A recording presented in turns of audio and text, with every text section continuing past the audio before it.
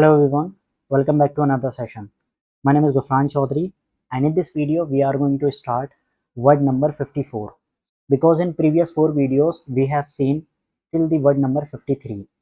So if you are preparing for BLLB, MBA, BFL और BA for the session 2027 then ये जो videos हैं आपके लिए बहुत ज़्यादा हेल्पफुल रहने वाली हैं। इसमें हमने एक टारगेट है कि इंग्लिश के जो वन वर्ड सब्सटीट्यूशन है उसको हम लोग फर्स्ट यानी कि शुरू से लेकर लास्ट तक फिनिश करेंगे हम, जो कि आपके एग्जाम पॉइंट ऑफ व्यू से एक्सट्रीम लेवल के इंपॉर्टेंट होते हैं। जिस दिन मतलब ये 5th क्लास रहने वाली है, आप इस लिंक पर क्लिक करेंगे तो आपको डायरेक्ट क्लास में जा सकते हैं, आप एंटर हो सकते हैं। इसी के साथ साथ ये जो आज मैं वीडियो को रिकॉर्ड कर रहा हूँ, दिस इज़ 5 जून 2026 2026 5 जून। हम जानते हैं 4 जून जितने भी स्टूडेंट थे जो इस बार एस्पिरेंट थे, JMI BLLB का एग्ज़ाम हुआ था, यानी कि JMI BLLB जो 2026 सेशन वाला है वो 4 जून को हुआ था। और इसमें जितने भी क्वेश्चंस, जितने तो नहीं बट मुझे कहना चाहिए इसमें 3 क्वेश्चन मैंने लिए हैं। इस वाली वीडियो में हम लोग 3 क्वेश्चंस को करेंगे, जैसा कि एक ये है PYQ का, मतलब कल एग्जाम हुआ था, आज हम इसको सॉल्व कर रहे हैं। एक ये है क्योंकि ये ना वन वर्ड सब्सटीट्यूशन से ही रिलेटेड है, जबकि जामिया ने इसको सिनोनिम में पूछा है, लेकिन मैं आपको बताऊंगा कि सिनोनिम मतलब जब हम लोग सिनोनिम एंटोनिम पढ़ेंगे ना उस वक्त मैं आपको समझाऊंगा कि सिनोनिम एंटोनिम नेम की कोई चीज़ होती नहीं है। सेम वर्ड को ये लोग वन वर्ड में पूछ लेते हैं, सेम को सिनोनिम बना देते हैं, सेम को एंटोनिम बना देते हैं। एक ये क्वेश्चन था, एक ये क्वेश्चन था एंड ये BLLB का है। तो इस वाली क्लास में हम लोग 3 क्वेश्चन प्रीवियस ईयर के देखेंगे, जामिया के और AMU के, जो 2026 सेशन में हुए थे कि अगर हमारे एग्जाम में आता है तो हमें उसको कैसे सॉल्व करना होता है। ठीक है, सो लेट्स बिगिन। यहाँ से हम लोग शुरू करते हैं। फर्स्ट वन इज, इसको इरेज कर देते हैं। So this is the word number 54। ठीक है, first word is 54, I must say burglar, और इसको बर्गलर भी पढ़ सकते हैं। बर्गलर आई मीन प्रोनाउंसिएशन आप लोग देख लेना, जो भी आपको अच्छी लगे, बर्गलर होती है वैसे। सो बर्गलर का मतलब होता है कोई भी पर्सन जो इलीगली एंटर करता है किसी भी हाउस में या किसी बिल्डिंग में, किस लिए? चुराने के मकसद से, कोई भी चीज़ चुराने के मकसद से। So in English we can say a person who illegally enters a building specially a house with the intention of stealing. समझ नहीं आया होगा, मैं दोबारा बताता हूँ। देखिए, एक पर्सन होता है थीफ, ठीक है, वैसे इसका जो सिनोनिम है वो थीफ ही होगा। थीफ कौन होता है सर? थीफ होता है चोर, कोई भी चोर है। ये भाई साहब कौन है? ये भाई साहब भी चोर ही हैं, बट इनका मकसद ये है कि ये किसी के घर में इलीगली घुस रहे हैं, या तो किसी विंडो को तोड़कर, या मेन गेट को तोड़कर, या बैंक में एंट्री कर रहे हैं। सो इनका मकसद स्पेशली यही है कि जो भी इंसान किसी जगह पर अवैध रूप से यानी कि इलीगली एंटर होता है, किस मकसद से? स्टील के मतलब से, चोरी के मकसद से, तो उसको ही हम लोग बर्गलर बोलते हैं। ठीक है, रोबर कह सकते हैं, बर्गलर कह सकते हैं, तो कई सारे डेफिनेशंस बन जाएंगी। बाकी in simple words I must say हम लोग क्या कहें इसको? वन वर्ड सब्सटीट्यूशन की हम कैटेगरी में देख रहे हैं, so we can say a person. Person लिखने की जरूरत नहीं है, हम सिंपल कह सकते हैं हु एंटर्स, यानी कि जो भी इंसान क्या होता है, एंटर भी होता है लेकिन इलीगली। हु इलीगली एंटर्स, जो एंटर होता है कहाँ पर? किसी भी बिल्डिंग में या फिर हाउस में, बिल्डिंग। ठीक है, किस लिए? To commit, to commit, commit का मतलब होता है परफॉर्म करना, परफॉर्म थेफ्ट, यानी कि कोई भी जो पर्सन है who illegally enters a building, जो इंसान इलीगली एंटर होता है किस लिए? चोरी के मकसद से। सो ब्रेक्स इनटू बिल्डिंग भी कह सकते हैं आप, बर्गलर हम लोग उसको कहते हैं। ठीक, अच्छा सर, ऐसे अगर आप लोग चाहें तो याद करना हो तो कर सकते हैं। बाकी अनदर वर्ड्स यू कैन से बर्गलर जो है वो कहीं ना कहीं थीफ ही तो हो जाएगा। सो आप बर्गलर जहां पर भी आपको दिखाई दे ना, आप थीफ से याद रखना कि ये इंसान चोर है। ओवरऑल कौन है? ये चोर का ही सिनोनिम हो जाएगा, थीफ कह सकते हैं, या फिर आप इसको रोबर भी बोल सकते हैं। रोबर कौन हो सा? सर रोबर भी यही होता है जो लोग रोबरी करते हैं। ठीक है ना, रोबर जो है कोई भी पर्सन जो चोरी करता है उसको हम लोग रोबर बोलते हैं, डाकू, डकैत। ठीक, तो ये चीज हुई हमारे पास में। The burglar entered the house through a broken window, यानी कि जो बर्गलर, जो चोर था, थीफ था, वो एंटर हुआ कहाँ से? टूटी हुई विंडो थी जहां से वो पर्सन एंटर हुआ। सो बर्गलर का मतलब होता है इलीगली एंटर करता है किसी बिल्डिंग में, किसी हाउस में, किसी वेयर हाउस में, कहीं पर भी, किस मकसद से? कि भाई साहब उसको चोरी करनी ही करनी है। तो इसका सिनोनिम थीफ हो जाएगा एंड इसको रोबर भी कह सकते हैं। ये याद करने का तरीका है, जहाँ बर्गलर दिखाई दे उसको थीफ बोलना, क्योंकि ये भी चोरी कर रहा है और थीफ भी चोरी ही करता है। सर डिफरेंस दोनों में क्या होता है? ऑलमोस्ट सेम है, there is no need to know about कि सर क्या डिफरेंस है, इतना ही आपके एग्जाम में एग्जाम पॉइंट ऑफ व्यू से काफ़ी है, कोई मसला नहीं है इसमें, ठीक है। The next word is bursar. Sir ये बोसर क्या होता है, what does it mean? Bursar जो है कोई भी फाइनेंशियल एडमिनिस्ट्रेटर है, यानी कि जो फाइनेंस को थोड़ा सा क्या करता है, अकाउंटेंट बोल सकते हैं आप इसको। बोसर कौन होता है? या तो फाइनेंशियल ऑफिसर यू कैन से, और जो भी पर्सन आपके क्या देखता है, एडमिनिस्ट्रेशन करता है किस चीज़ के रिगार्डिंग, अकाउंटेंट, मतलब पैसे वगैरह को जो देखता है। So bursar you can say financial officer. किसी भी स्कूल में जो फाइनेंशियल ऑफिसर होता है, आपकी फ़ी लेना, आपकी फ़ी देना किसी यूनिवर्सिटी में, किसी कॉलेज में, that person is called bursar. So financial officer is called bursar, financial officer आप ये कह सकते हैं। जैसे यहाँ पर है example is, students were asked to contact the bursar regarding fee payment, यानी कि स्टूडेंट से कहा गया। जो आस्क होता है, बहुत सारे स्टूडेंट को शायद इसका मतलब जानते हो, आस्क का मतलब पूछना, लेकिन आस्क जो है उसका मतलब कहना भी होता है जनाब, एंड आस्क का मतलब पूछना भी होता है। आस्क का मतलब पूछना भी होता है, कहना भी होता है एंड पूछना भी होता है। जैसे यहाँ पर है, सो स्टूडेंट से पूछा नहीं गया, स्टूडेंट से क्या है, कहा गया है।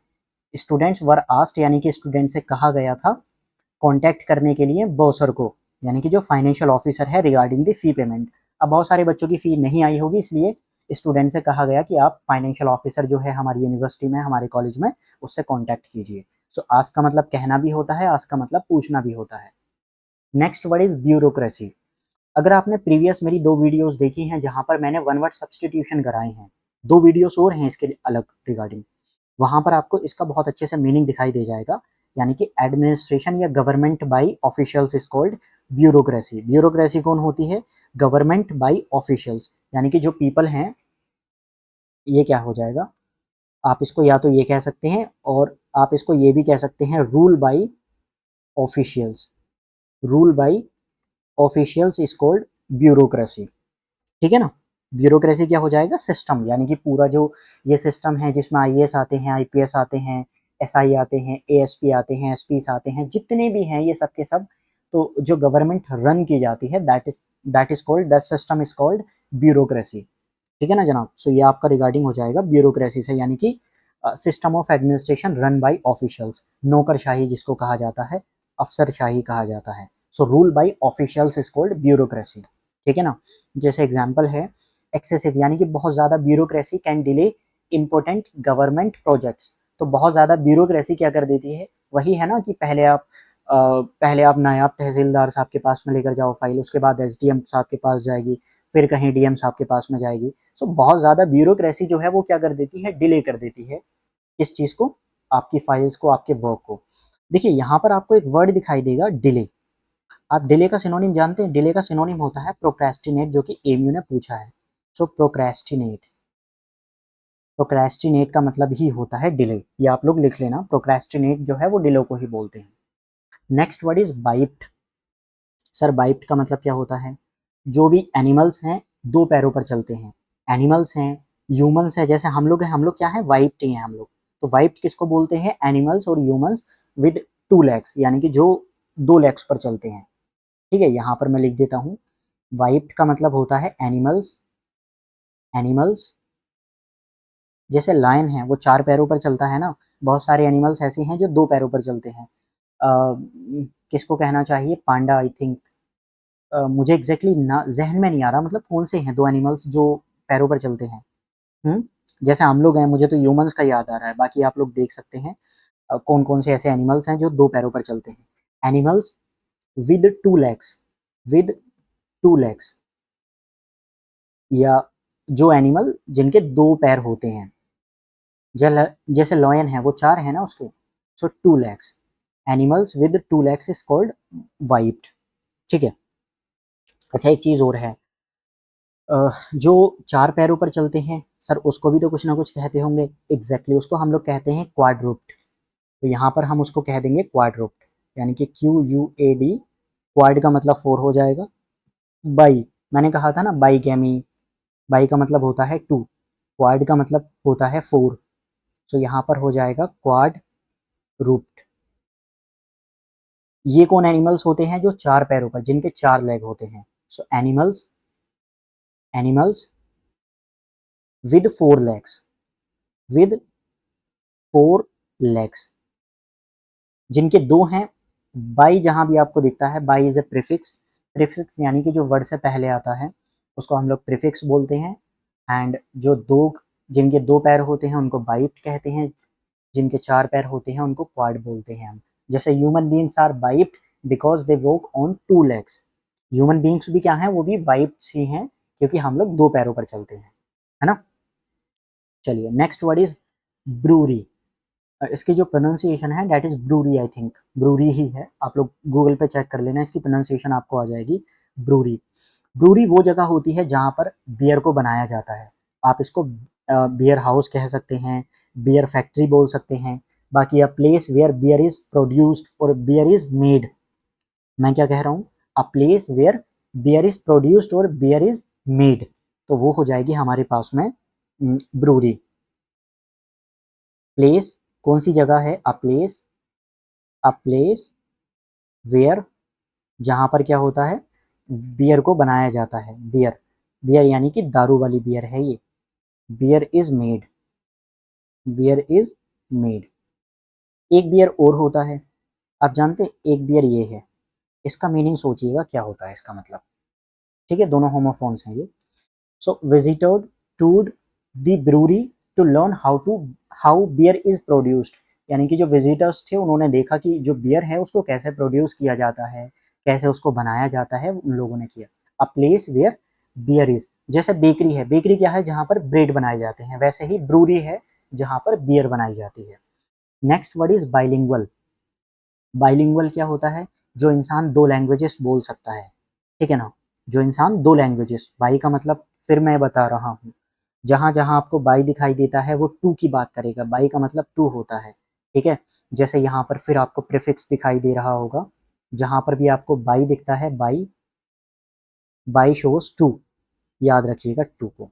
जैसे यहाँ पर फिर है ना बाई, बाई लिंगुअल, लिंगुअल मतलब लैंग्वेज, लिंगुआ से मिलकर बनी है लैंग्वेज, एंड बाई मतलब two. So a person who knows और who speak 2 languages is called bilingual. कौन हो जाएगा? बाइलिंगुअल। मैं फिलहाल के लिए यहाँ पर इसको इरेज करके यहाँ पे लिखते हैं हम लोग। सर देखिए, बाइलिंगुअल कौन होता है? Who speaks 2 languages, who speaks और हु कैन स्पीक्स 2 लैंग्वेजेस। जो इंसान 2 लैंग्वेजेस बोल सकता है, इट कुड बी हिंदी और English, is called bilingual languages, ठीक है, लैंग्वेजेस। अच्छा, जो इंसान सिर्फ और सिर्फ एक लैंग्वेज को समझता है या एक लैंग्वेज ही बोलता है, उसको हम लोग बोलेंगे मोनो।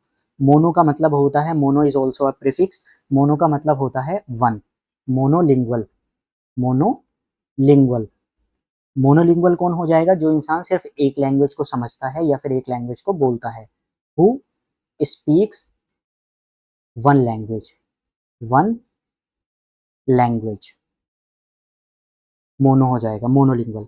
मल्टीलिंगुअल यानी कि स्पीक्स सेवरल लैंग्वेजेस, जो इंसान बहुत सारी लैंग्वेजेस, कई सारी लैंग्वेजेस बोल सकता है, उसको हम लोग मल्टीलिंगुअल। एक ऐसे ही आता है पॉलीग्लोट, जो पर्सन फ्लुएंट है बहुत सारी लैंग्वेजेस में, ठीक है ना, यानी कि आप इसको कह सकते हैं पॉलीग्लोट। पॉलीग्लोट कौन होता है? पर्सन, यहाँ से ही मिलकर बना है पॉलीग्लोट। वन वर्ड सब्सटीट्यूशन ये भी आता है एग्जाम्स में। So a person who knows many languages, who speaks many languages, many languages, ठीक है। देखिए जनाब, यहाँ से आप समझिए, मोनो, मोनो का मतलब होता है वन। जहाँ पर आपको मोनो दिखाई देता है प्रीफिक्स, इसका मतलब होगा वन। जहाँ पर आपको बाई दिखाई देता है, इसका मतलब होता है टू। जहाँ पर आपको पोली दिखाई देगा, इसका मतलब होता है मैनी। तो ये होते हैं प्रीफिक्स। प्रीफिक्स कौन कौन से अभी हमने देखे। सर अगर आपको बाई दिखता है, इसका मतलब क्या है? सर अगर आपको, नहीं, हम लोग ऐसा नहीं लिखते, हम लोग यहाँ पे लिखते हैं इस टाइप से, पहले वन लिखते हैं। अगर आपको मोनो दिखाई देता है, इसका मतलब होता है वन, बाई का मतलब होता है टू, एंड पोली का मतलब होता है मैनी, ठीक है। सो यहाँ से हम लिख सकते हैं इसको, सर मोनो का मतलब होता है वन, बाई का मतलब होता है टू, पोली मीन्स मैनी, ये चीज़ हो जाएगी, ठीक है ना। तो वही चीज़ थी बाइलिंगुअल मतलब हु स्पीक्स टू लैंग्वेजेस, जो एक बोलता है उसको वन, पोली मतलब many. So being bilingual in English and Hindi can provide many career opportunities, मतलब अगर आप हिंदी और इंग्लिश दोनों जानते हैं सो आपके पास बहुत सारी करियर अपॉर्चुनिटीज़ होंगी, ठीक। Next word is biology. जहाँ पर भी जी लॉजी दिखता है इस इट मीन्स स्टडी को शो करेगा, ठीक है ना। जहाँ पर भी आपको लॉजी दिखाई देगा, लॉजी, लॉजी हमेशा और हमेशा किसी भी चीज़ की स्टडी को शो करेगा। आप लोग हमेशा याद रखिएगा ये जो लॉजी है, ये जो लॉजी वर्ड है ना, लॉजी, ये हमेशा स्टडी को शो करता है। यहाँ पे लिख देता हूँ, लॉजी का मतलब स्टडी ही होता है। किसी भी चीज़ की साइंटिफिक स्टडी के बारे में हम बात करेंगे, स्टडी। अब किसी भी कुछ भी हो सकता है यहाँ पर। जैसे बायोलॉजी में हम क्या करते हैं, scientific study of living organisms, जो जिंदा ऑर्गेनिजम्स हैं, इंक्लूडिंग प्लांट्स हो सकता है, एनिमल्स हो सकते हैं, और माइक्रो ऑर्गेनिजम्स, इवन ह्यूमंस भी जो हैं वो कहीं ना कहीं बायोलॉजी में ही आते हैं स्टडी। जब हम लोग बात करते हैं किस चीज़ की स्टडी के बारे में, सर ह्यूमन बींग्स की या लिविंग ऑर्गेनिजम्स की, तो बायोलॉजी क्या होता है, लिविंग ऑर्गेनिजम्स, यानी कि study of study of living organisms, जो जिंदा हैं, living organisms, organisms, it could be plants, organisms. अब ये लिविंग ऑर्गेनिजम्स कौन कौन हो जाएंगे, यहाँ पर आप बात कर सकते हैं ह्यूमंस, ठीक है। यहाँ पर आप बात कर सकते हैं प्लांट्स, यहाँ पर आप बात कर सकते हैं किस किस चीज़ के बारे में, ह्यूमंस हो गए, प्लांट्स हो गए, और वी कैन से, और किस चीज़ के बारे में हम बात करें, एनिमल्स, ठीक है, एक एनिमल्स भी हो जाएंगे। तो ये होती है बायोलॉजी। इस जैसा ही आपको पता है बॉटनी, बॉटनी का मतलब क्या होता है, स्टडी ऑफ प्लांट्स। स्पेशली जब आप किस चीज़ के बारे में बात करते हैं, बॉटनी, तो ये आती है पर्टिकुलरली प्लांट्स के, स्टडी ऑफ प्लांट्स। एक होती है सर जूलॉजी, जूलॉजी क्या है, स्टडी ऑफ एनिमल्स, है ना। इकोलॉजी क्या होता है sir, study of, ecology study of environment. तो यहाँ पर भी हम लोग लिख सकते हैं इसको, बिल्कुल सर लिखिए। बॉटनी क्या है, स्टडी ऑफ प्लांट्स। जूलॉजी क्या है sir, study of animals, animals. Sir ecology क्या है, स्टडी ऑफ ऑर्गेनिजम्स और their environment, study of environment, environment. ये एनवायरनमेंट नहीं, ऑर्गेनिजम्स की हम बात करते हैं, क्योंकि एनवायरनमेंट है तो किसका है, जो ऑर्गेनिजम्स होते हैं। Study of organisms, organisms and their environment, and their environment, environment. तो ये हो जाएगी हमारे पास इकोलॉजी, ठीक है ना, हमने देख लिया ये। चलिए नेक्स्ट वर्ड इज अच्छा, शायद कुछ बच्चों को कन्फ्यूजन होगी कि सर यहाँ पर भी आपने ह्यूमंस और प्लांट्स के बारे में और एनिमल्स के, ये ब्रॉडर टर्म है, ये काफ़ी ब्रॉडर टर्म है। जो पर्टिकुलर आप सिर्फ सिर्फ और सिर्फ एनिमल्स की बात करेंगे तो वो जूलॉजी की कैटेगरी में आ जाएंगे, बॉटनी जो है वो सिर्फ और सिर्फ प्लांट्स के बारे में आ जाएंगे।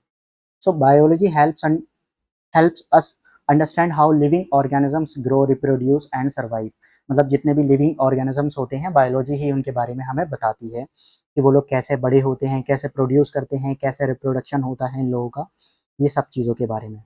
Bankrupt and insolvent both are the synonym of each other. इनका मतलब होता है किसी पर्सन का दिवालिया हो गया, है ना, a person who is unable to pay debts. Bankrupt कौन है, या तो आप बैंकरप्ट कहिए या फिर यू कैन से इंसॉल्वेंट।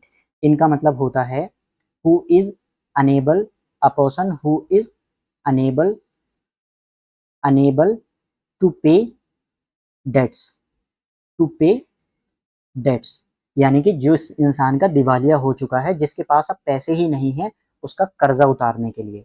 बहुत सारी कंपनीज होती हैं, 2000 करोड़ 3000 करोड़ रुपए का लोन ले लिया एंड उसके बाद में उन्होंने अपने आप को डिक्लेयर कर दिया बैंकरप्ट या फिर इंसॉल्वेंट, मतलब हम देने की हालत में बिल्कुल भी नहीं है पैसों को, उनको ही हम लोग कहते हैं, यानी कि आपका क्या हो चुका है, दिवालिया हो चुका है, ठीक है ना। बैंकरप्ट मतलब कंगाल हो चुके हैं, हिंदी में बोल सकते हैं कंगाल हैं आप। एक ऐसा पर्सन है या कोई भी ऑर्गेनाइजेशन है जिसमें पैसा चुकाने की अपनी हिम्मत ही नहीं है। इसी के ऊपर ये क्वेश्चन आया था, अभी की बात है। तो बैंकरप्ट हमने देख लिया, ठीक है ना। यानी कि यहाँ पर हम देखते हैं the company went bankrupt after suffering huge financial losses, यानी कि बहुत ज़्यादा उसमें नुकसान हुआ, फाइनेंशियल लॉसेस हुए, उसके बाद में कंपनी जो है वो बैंकरप्ट हो गई। Unable to pay debts, a person who is unable to pay debts, आप कह सकते हैं इस चीज़ को। अच्छा, एक चीज़ और है, और वो ये है कि जिस वक्त मैंने स्लाइड को बनवाया था, मतलब अभी ये मैं आपकी रिकॉर्डिंग करता 3 जून को, 3 जून को मैं करता, बट हुआ ये कि 4 जून को जेएमआई का बीएलएलबी का एग्जाम था। तो आई थॉट कि यार रुकते हैं, एक दिन और वेट करते हैं, उसके बाद हम देखेंगे किस तरह के क्वेश्चंस पूछे गए हैं। इसको आप कोइंसिडेंस कहिए या जो भी लकी चीज़ बोलिए कि ये स्लाइड पहले की बनी हुई है एंड मैं पढ़ाने ही वाला था ये आपको चीज़, सेम आपके एग्जाम में आई। तो देखिए, होता ये है, हम लोग मतलब आप लोग ना गलत किसी चीज़ को लेते हैं। जैसे इसको पढ़ाया वन वर्ड सब्स्टिट्यूशन में जाता है, मैंने तो कभी नहीं पढ़ाया। अगर मैं बैच की बात करूँ, जिस बैच में मैं पढ़ाता हूँ इंग्लिश को, एएमयू के लिए, बीएलएलबी के लिए और जेएमआई की इंग्लिश के लिए, तो उसमें मैंने कभी इसको सेपरेट वन वर्ड सब्स्टिट्यूशन नहीं पढ़ाया। फर्स्ट टाइम है, this is the first time जो मैं वन वर्ड सब्स्टिट्यूशन सेपरेटली पढ़ा रहा हूँ। अदरवाइज जब वोकैबुलरी का बैच होता है उसी में पढ़ा दी जाती हैं ये चीज़ें। तो ये मिथ होता है कि सर वन वर्ड हमें अलग से पढ़ने हैं, सिनोनिम हमें अलग से पढ़ने हैं, एंटोनिम हमें अलग से पढ़ने हैं, ऐसा कुछ नहीं है, सब चीज़ें सेम है। जैसे ये एग्जाम है, अभी कल का एग्जाम है, ये कल हुआ था एग्जाम। अब जामिया ने ये क्वेश्चन पूछा, यहाँ पर बैंकरप्ट के सिनोनिम पूछा था, ना कि वन वर्ड सब्स्टिट्यूशन पूछा था, है ना, सिनोनिम। तो अगर आपने कहीं से भी पढ़ा होगा तो आप क्या उन सर को पकड़ेंगे, या ये आपकी या उनकी किसी की भी गलती नहीं है ना। आप कहें सर ये तो मैंने वन वर्ड पढ़ा था, अरे नहीं यार, हर एक वर्ड का आपको मीनिंग जानना होता है, उसका कॉन्टेक्स्ट जानना होता है। ये सब बेकार की बातें हैं कि वन वर्ड अलग होते हैं, इडियम फ्रेजेस अलग हो, सॉरी, सिनोनिम अलग होते हैं, एंटोनिम अलग होते हैं। जब हम वोकैब की बात करते हैं उस वक्त हम लोग सेम ही पढ़ते हैं सब चीज़ों को। सो यहाँ पर आपसे क्या पूछा है, यहाँ पर पूछा है बैंकरप्ट, बैंकरप्ट का सिनोनिम। तो एक ही आंसर है विच इज सी ऑप्शन, यानी कि ये हो जाएगा हमारे पास में आंसर, जो कि हम अक्सर यहाँ पर देखते हैं, bankrupt and insolvent unable to pay debts. अगर इसको हमें सोल्व करना है तो कैसे करेंगे सर, देखिए, एक होता है बैंकरप्ट, ठीक है, एंड इसी का ही सिनोनिम है इंसॉल्वेंट, इंसॉल्वेंट। इन दोनों का मतलब क्या हुआ, इन दोनों का मतलब है a person who is unable unable to pay debts, unable to pay his debts, ये वो पर्सन हो गया। इसके एंटोनिम देख लें हम लोग, बिल्कुल देखते हैं, आइए इसके एंटोनिम देख लेते हैं। मतलब अगर कोई पर्सन है जिसके पास में पैसे ही नहीं है, कोई ऐसे लोग भी तो होंगे ना जिनके पास में काफ़ी ज़्यादा पैसे हों, बिल्कुल सही बात है, तो वो हो जाएंगे प्रोस्पेरस। प्रोस, PEROUS, प्रोस्पेरस होता है जिसके पास बहुत ज़्यादा पैसा है। Who has a lot of money, इसका ही एक सिनोनिम होता है, डेट इज़ अफ्लुएंट, ठीक है ना, अफ्लुएंट। तो इन दोनों का मतलब हो जाएगा who has a lot of money, a person who has a lot of money, ये कह सकते हैं, या वेल्थी। वेल्थी का मतलब भी तो यही हो जाएगा ना, जिनके पास में काफ़ी ज़्यादा पैसा है।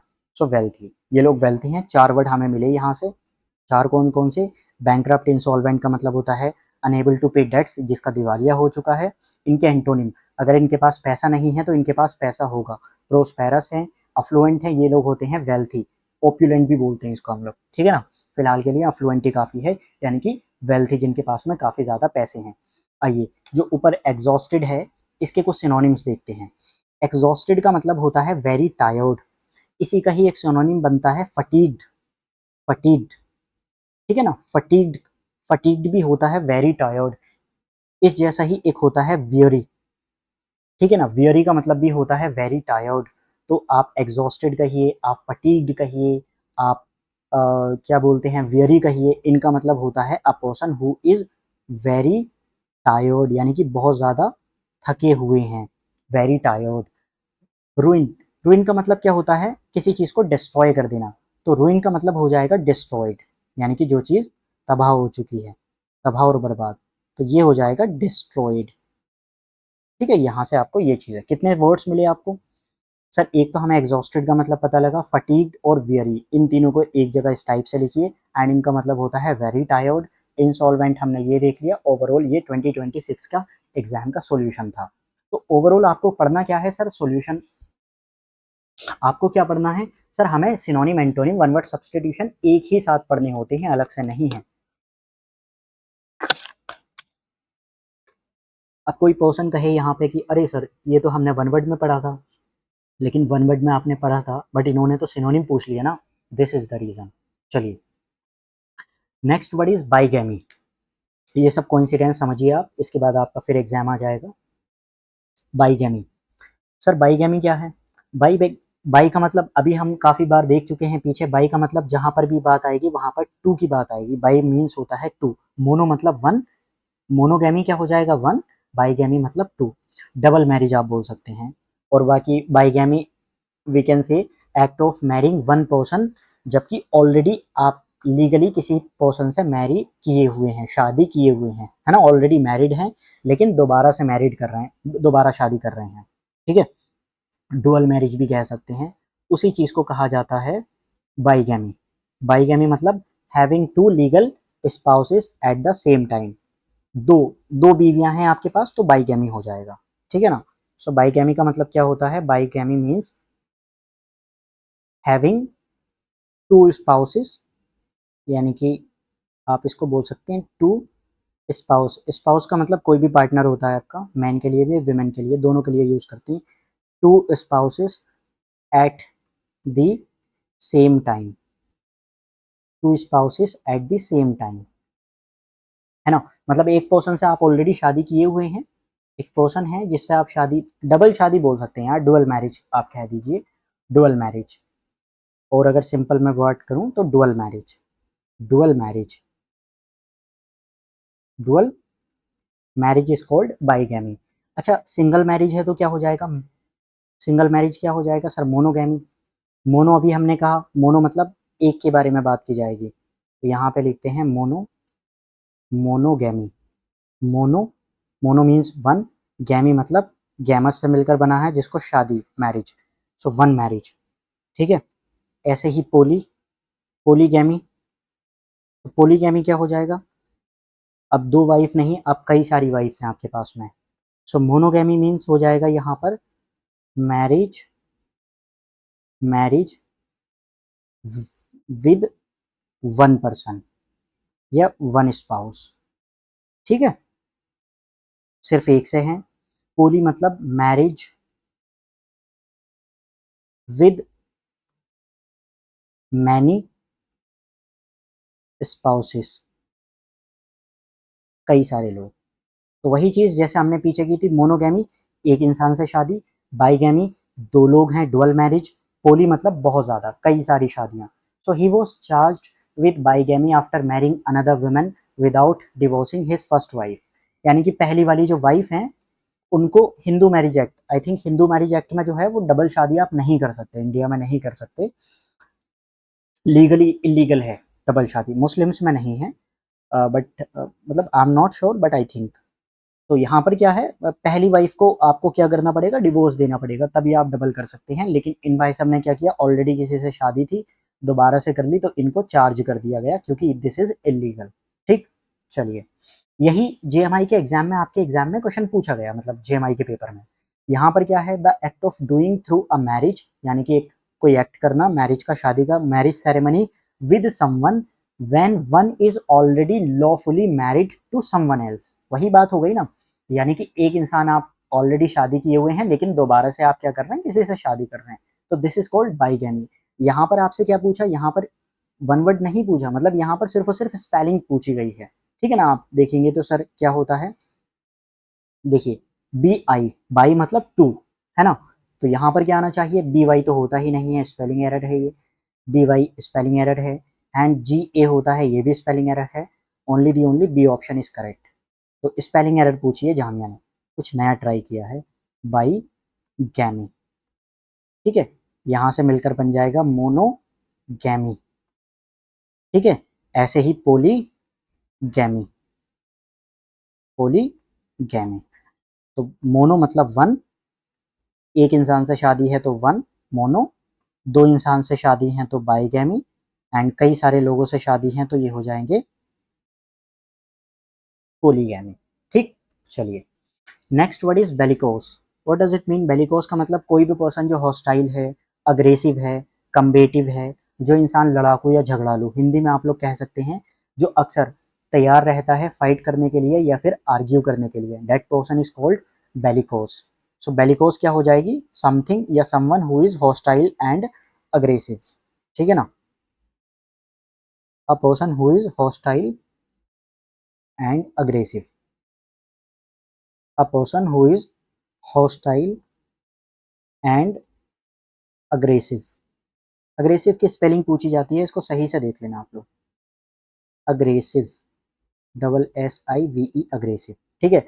हॉस्टाइल का मतलब भी नहीं पता होगा बहुत सारे स्टूडेंट्स को, हॉस्टाइल का मतलब होता है झगड़ालू, लड़ाकू या झगड़ालू, लिख लेना आप। इसका ही एक और सिनोनिम होता है बेलिजरेंट, बेली GERENT, बेलिजरेंट का मतलब भी हॉस्टाइल होता है, बेलिकोस का मतलब भी हॉस्टाइल होता है, एंड इट मीन्स लड़ाकू और झगड़ालू, हिंदी वाले लिख लेना लड़ाकू और झगड़ालू, ठीक है, आर्ग्यू या फाइट करने के लिए रेडी है। So the politicians bellicose, speech, speech कैसी थी, लड़ाकू और झगड़ालू, थोड़ी सी अग्रेसिव स्पीच थी, है ना, स्पीच कैसी थी, अग्रेसिव थी। जैसे स्पीच के बारे में बात की जा रही है, ये एडजेक्टिव है ना, जो जो नाउन को क्वालिफाई करे, नाउन की विशेषता बताए, उसको हम लोग एडजेक्टिव कहते हैं। कैसी स्पीच थी सर, थोड़ी सी अग्रेसिव थी। कैसी थी, अग्रेसिव स्पीच थी, जिसने इंक्रीज कर दिया किस चीज को, टेंशंस को बिटवीन टू कंट्रीज। चलिए, नेक्स्ट वर्ड इज बिब्लियोमैनिया। फिर वही, यहाँ प्रीफिक्स और सफिक्स की बात की जा रही है। जहाँ पर भी आपको बिब्लियो दिखाई देगा, वो हमेशा जो है बुक्स के बारे में बात की जाएगी। बिब्लियो मतलब बिब्लियो, ये बुक्स हैं। यहाँ हम लिखते हैं, देखिए, बिब्लियो मतलब बुक्स, ठीक है। मैनिया मतलब मैनिया हम मैडनेस बोल सकते हैं, मैडनेस, मैडनेस यानी कि पागलपन, बिब्लियो मैनिया। तो जो इंसान बुक से ऑब्सेशन होता है, जिस पर्सन को या जिस इंसान को क्या है, बहुत ज़्यादा एक्सट्रीम लव है किस चीज़ का, कलेक्टिंग बुक्स का, इसको ही बिब्लियोफाइल भी करते हैं, लवर ऑफ बुक्स होता है बिब्लियोफाइल, ठीक है। A person who loves books या फिर लवर ऑफ बुक्स बोल सकते हैं, यहीं से मिलकर बन जाएगा बिब्लियोफोबिया। तो बिब्लियोमैनिया क्या हो जाएगा, passion, obsessive passion for books, काफ़ी ज़्यादा पागलपन कहें या मतलब मैडनेस कहें, किस चीज़ को लेकर, बुक्स को लेकर। सो ऑब्सेशन है, ऑब्सेशन, ठीक है, ऑब्सेशन या फिर passion for collecting books, collecting books यानी कि जो इंसान किताबें कलेक्ट करने का, जिस इंसान को शौक होता है, रखने का शौक होता है। बिब्लियोमैनिया पागलपन है। यहीं से बार बार एग्जाम्स में पूछा जाता है बिब्लियोफाइल, बिब्लियोफाइल, बिब्लियोफाइल, बिब्लियो यानी कि लवर, फाइल मतलब, सॉरी, बिब्लियो यानी कि बुक्स एंड फाइल मतलब लवर। सो ये कह सकते हैं lover of books, a person who is lover of books, ठीक है, जो पर्सन हो जाएगा लवर ऑफ बुक्स। ऐसे ही यहाँ से बनकर मिलकर बनेगा बिब्लियोफोबिया। सो बिब्लियोफोबिया, फोबिया, फोबिया यानी कि किसी चीज़ का आपको फियर है, फियर, तो यहाँ से क्या मिलकर बनेगा, fear, fear of books, fear of books, bibliophobia. कुछ लोग होते हैं जिनको आप लोग कहते हैं ना किताबी कीड़ा, उसको पता है क्या बोलते हैं, बुक वॉर्म, यानी कि किताबी कीड़ा, ये तो बहुत बड़ा किताबी कीड़ा है, हर वक्त पढ़ता रहता है, this that person is called bookworm, किताबी कीड़ा। तो अगर अब से आपको किसी भी अपने दोस्त को कहना हो, आपका दोस्त होगा, है ना, कोई भी पर्सन हो सकता है, आप उसको क्या कहेंगे, आप उसको किताबी कीड़ा ना बोलकर आप कहेंगे उसको बुक वॉर्म, दैट मीन्स किताबी, हिंदी में लिख देते हैं हम लोग किताबी कीड़ा, किताबी कीड़ा, ठीक है। चलिए, हिस बिब्लियोमैनिया यानी कि उसका पागलपन कलेक्ट करने का बुक्स को led him to fill every room of his house with books, यानी कि इतना पागलपन था, इतना ऑब्सेशन था कलेक्ट करने का, बुक्स को रखने का, बहुत सारे लोगों को पढ़ने का नहीं, रखने का शौक होता है, तो दैट पर्सन इज कॉल्ड, जिसको पढ़ने का है उसको बिब्लियोफाइल, बिब्लियोमैनिया मतलब पागलपन है आपको बुक्स कलेक्ट करने का। चलिए, नेक्स्ट वर्ड इज ब्लास्फेमी। बहुत प्यारा वन वर्ड सब्सटीट्यूशन है, इसके ऊपर क्या हुआ था एग्जाम्स में, मतलब 2026। अभी तक जो 2 क्वेश्चन किए थे हमने वो जेएमआई के किए थे, अब जो हम क्वेश्चन करेंगे ये वाला, ये हम करेंगे BLLB का, ठीक है ना। सो नेक्स्ट हमारा मतलब इसको पढ़ने के बाद में देखिए, तभी मैं बता रहा हूँ जितने भी मैं यहाँ वन वर्ड सब्सटीट्यूशन करा रहा हूँ ना, these words are extremely important for your exam point of view. बार बार यही चीज़ आएंगी रिपीट करने के लिए, ज़्यादा परेशान नहीं होना है ना, ज़्यादा दिमाग खराब नहीं करना है अपना, बस लिमिटेड पढ़ना होता है, एग्जाम ओरिएंटेड पढ़ना होता है। तो ये जो कंटेंट आपको मिल रहा है फ्री ऑफ कॉस्ट, ये सबका सब एग्जाम ओरिएंटेड ही है। आराम से इसका फ़ायदा उठाओ, बस इसको ही पढ़ो वन वर्ड के लिए, इसके अलावा आपको कुछ पढ़ने की ज़रूरत नहीं है, ठीक है ना। सर ब्लास्फेमी क्या है?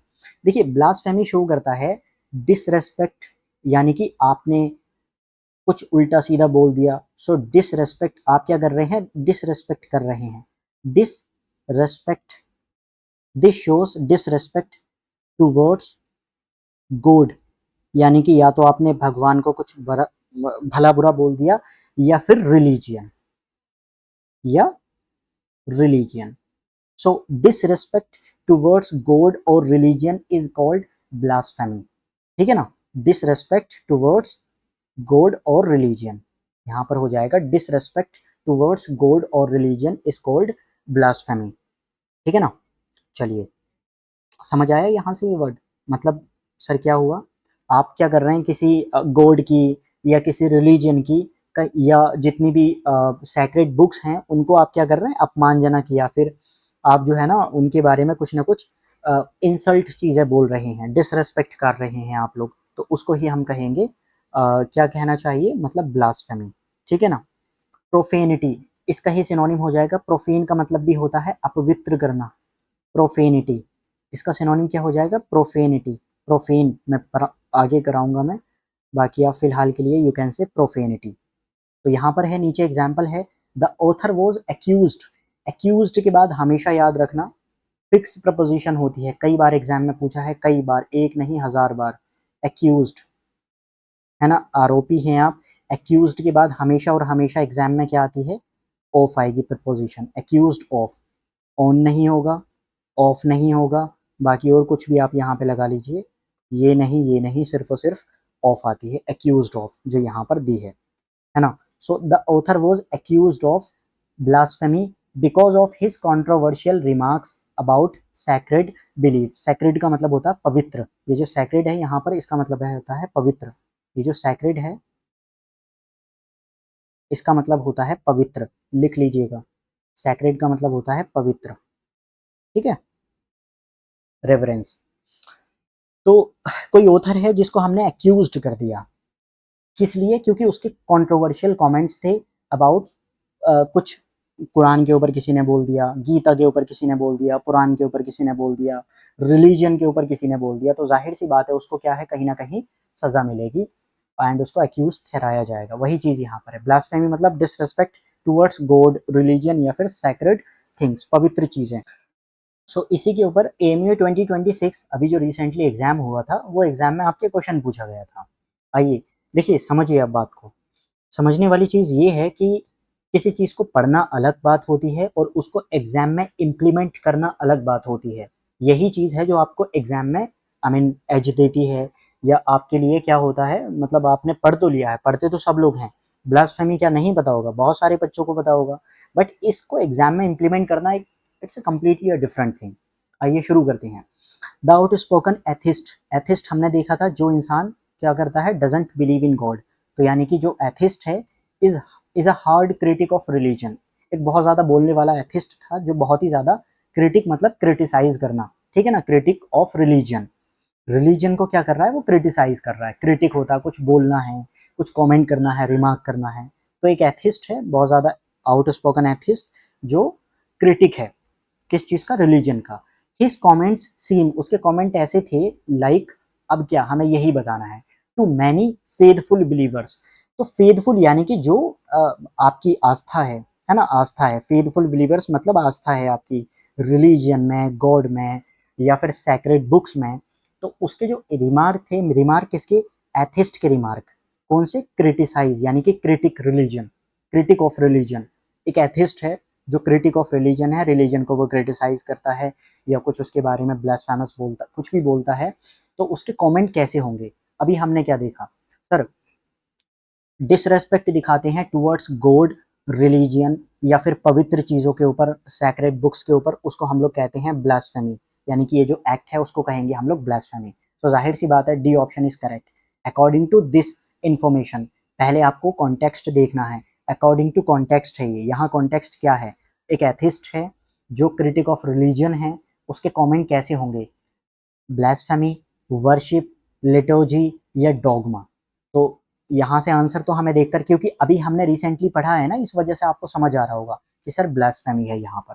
ब्लास्फेमी का मतलब क्या होता है, डिसरेस्पेक्ट टुवर्ड्स गॉड और रिलीजन। यहाँ मैं लिख देता हूँ disrespect, disrespect towards, disrespect towards God या फिर रिलीजन, रिलीजन। तो ये आंसर सही था। But what about the other options, इनके बारे में क्या ख्याल है, इनको भी देखते हैं। सर व्हाट इज डोगमा, ये जो डोगमा है इसका मतलब क्या होता है, ये जो डोगमा है, ये डोगमा क्या है। जितने भी हो सकता है हमारे वाले स्टूडेंट भी देख रहे हों, आप लोगों को याद हो तो मैंने कराया था डोगमेटिक, है ना। डोगमेटिक जो है इसकी एडजेक्टिव फॉर्म होती है, यानी कि कोई पर्सन जो है क्या है, जिद्दी है, स्ट्रॉबर्न है। लेकिन डोगमा क्या है, dogma is a noun, dogma होती है नाउन फॉर्म। तो सर इसका मतलब क्या होता है, देखिए होता यह है कि कुछ बिलीफ्स होते हैं, सेट ऑफ बिलीफ्स या प्रिंसिपल, कैसे, जिनको as it is without questioning आप उसको एज इट इज मानते हैं, आपको क्वेश्चन नहीं करना है। अ बिलीफ और opinion that people accept as true without questioning them, मतलब एज इट इज, जैसा है वैसे ही मान लो, आप क्वेश्चन मत करो, आप कोई भी क्रिटिकल थिंकिंग उस पर नहीं करो, जैसा है एज इट इज मान लो। तो पहली चीज इसकी जो है डेफिनेशन की बात करूं तो मैं क्या हो जाएगी, अ बिलीफ और ओपिनियन, यहाँ लिखते हैं हम लोग इससे, अ बिलीफ है ना, कोई ऐसा विश्वास है, या ओपिनियन है, अ बिलीफ और एन ओपिनियन, ओपिनियन क्या, जिसको लोग करते हैं, people, that people accept as true, as true without questioning, without, without questioning it, ठीक है ना, विदाउट क्वेश्चनिंग इट, यानी कि जैसा है एज इट इज मान लो, आप उसको, उस पर क्या नहीं करना है, आपको क्वेश्चन भी नहीं करना है। That is called dogma, it's an state, it's a state, a belief और opinion that people accept as true without questioning it. मतलब क्या हो जाएगा, देखिए बिना सवाल किए जो है ना, आप जैसा है एज इट इज मान लो। बहुत सारी हमारी सोसाइटी में जो है क्या होती हैं, डॉक्ट्राइन हैं, ऐसे प्रिंसिपल्स हैं जिसको हम लोग अक्सर आपने फैमिलीज में आपने सुना होगा ना, बॉयज शुड नॉट क्राई। तो this is a kind of dogma, boys should not cry, है ना। एक मतलब एग्जाम्पल मैं आपको बता रहा हूँ, कितना प्यारा एग्जाम्पल है, बॉयज शुड नॉट क्राई, यानी कि लड़कों को नहीं रोना चाहिए। क्यों भाई, क्यों नहीं रोना चाहिए, बॉयज डोंट हैव इमोशंस, नहीं भाई, बॉयज के पास भी, बॉयज हैव इमोशंस, उनके पास भी इमोशंस होते हैं। लेकिन बचपन से जो एक लड़का होता है उसको सोसाइटी, समाज क्या बताता है कि लड़के रोते नहीं हैं। तो this is a kind of dogma, मतलब क्यों नहीं रोते हैं, अब कोई आंसर नहीं है, ना कोई क्वेश्चन कर रहा है उस चीज पर, आपने भी मान लिया, सोसाइटी ने भी आपको सिखा दिया, क्या सिखा दिया कि सर देखिए ऐसा है, लड़के रोते नहीं हैं। सो अ बिलीफ, कोई बिलीफ है या ओपिनियन है जो लोग एक्सेप्ट करते हैं सच, कि अच्छा हाँ यार लड़के हो तो मतलब रोना नहीं है आपको, without questioning it, boys should not cry is a kind of dogma we can say. तो डोगमा का ये मतलब होता है, मतलब कोई भी एक बिलीफ है, सेट ऑफ बिलीफ है या डॉक्ट्राइन है, अगर आपको इसको वन वर्ड में यूज करना है तो यू कैन से डॉक्ट्राइन, कोई भी डॉक्ट्राइन है। बाकी इतनी बड़ी डेफिनेशन मैंने बता दी, ठीक है ना। या बहुत सारी सोसाइटीज़ में क्या होता है, सालों से कुछ कस्टम्स फॉलो की जा रही होती हैं बिना क्वेश्चन किए उनको, बहुत सारी हैं। आप राजस्थान जाइए, राजस्थान में है ना, नॉर्थ ईस्ट जाइए, वहाँ पर कई सारे लोग जो है करते हैं, फॉलो करते हैं। रियल लाइफ हमारे कुछ हेल्थ डॉगमास होते हैं, है ना। मतलब क्या है, जैसे रियल लाइफ क्या हो जाएगा, कहाँ से, सोशल मीडिया से आप क्या कर रहे हैं, सोशल मीडिया से ज्ञान ले रहे हैं अपनी हेल्थ के बारे में, और आप जो फैक्ट बताए जा रहे हैं उनको चेक भी नहीं कर रहे हैं। तो this is a kind of dogma, some people accept health tips from social media as a, we can say dogma, और उनको चेक भी नहीं करते हैं, मतलब उनको फैक्ट को चेक भी नहीं करते हैं। तो वही चीज़ हो जाएगी बाकी आप इसको कह सकते हैं this is true because everyone has always believed it, मतलब ये सच है। क्यों सच है भाई, क्या रीजन है ऐसा? अम, क्योंकि हर हर हर कोई ऐसा ही मानता है। तो बस आप ये कह सकते हैं ब्लाइंडली एक्सेप्टेड बिलीफ।